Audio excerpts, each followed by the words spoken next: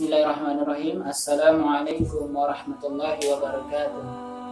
Alhamdulillah, alhamdulillahillazi arsala rasulahu bil huda wa dinil haq liyudhhirahu 'ala ad-dini kullihi wa kafa billahi shahida.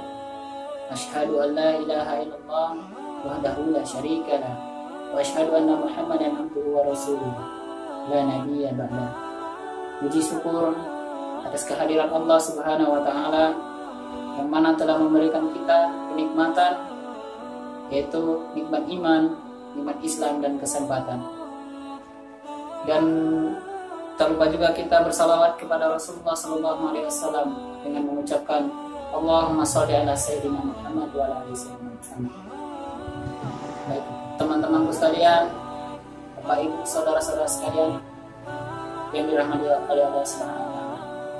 Dalam kesempatan saat ini saya akan menyampaikan belajar dari seorang musafir. Musafir itu berasal dari kata safara yusafiru, yang berarti berpindah dari satu tempat ke tempat yang lain dengan satu tujuan dan dengan jarak tertentu. Musafir atau melakukan perjalanan merupakan salah satu yang dianjurkan dalam ajaran Islam. Sebagaimana dalam ayat Allah berbunyi, "Qul siru fil ardi tsumma anzuru kaifa kana 'aqibatul mukadzibin." Dalam artian, katakanlah, wahai Muhammad, berjalanlah kalian di muka bumi dan lihatlah bagaimana akibat yang dilakukan oleh orang-orang yang mendustakan. Selain itu, berkaitan dengan musafir atau berpergian, dalam ilmu fikih dinyatakan bahwa seorang musafir merupakan orang yang diberikan keistimewaan, yakni dispensasi untuk boleh tidak melakukan puasa terlebih dahulu dan menggantinya dengan hari-hari yang lain.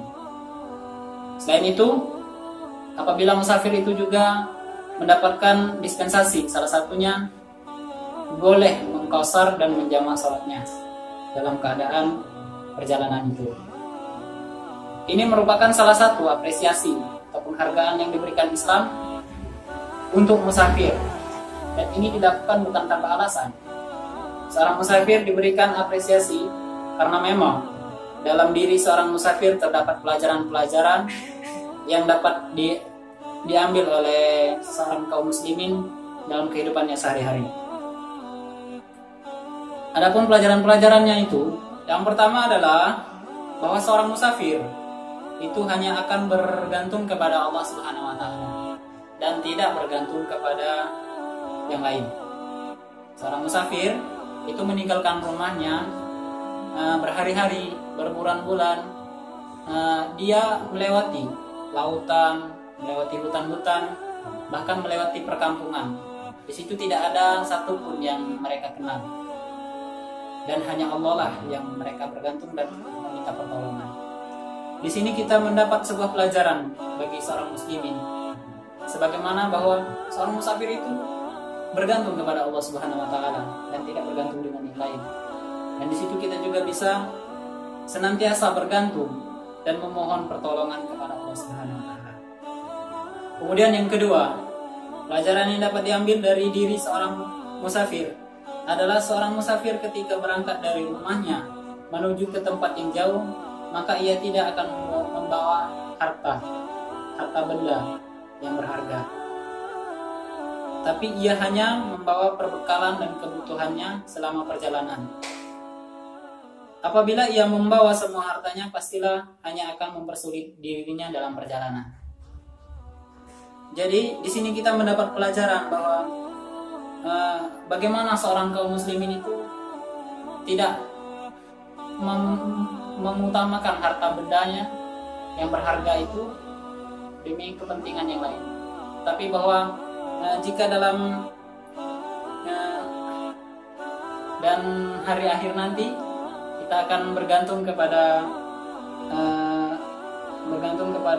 amal soleh yang kita miliki saja. Yang selanjutnya yaitu yang ketiga, yang dapat kita ambil dari seorang musafir adalah ia harus mengetahui sudah sejauh mana perjalanan yang dia tempuh, seberapa lama ia akan sampai. Demikian pula halnya sebagai orang yang beriman, kita harus tahu sudah berapa lama kita hidup di muka bumi ini. Karena pada dasarnya kita akan kembali ke akhirat dan kembali kepada Allah Subhanahu wa taala. Oleh karena itu, dengan umur yang tersisa ini, sudah seberapa banyak persiapan kita untuk menghadap ke akhirat itu. Karena umur umatnya Rasulullah ini hanya 60 sampai ke 70 tahun. Oleh karena itu, mari kita senantiasa mempersiapkan diri menuju akhirat, dan mudah-mudahan kita mendapat pelajaran atau iktibar dari seorang musafir ini. Baiklah, hanya itulah yang bisa saya sampaikan. Kurang dan lebihnya saya mohon maaf. Saya akhiri. Wabillahi taufiq wal hidayah. Wassalamualaikum warahmatullahi wabarakatuh.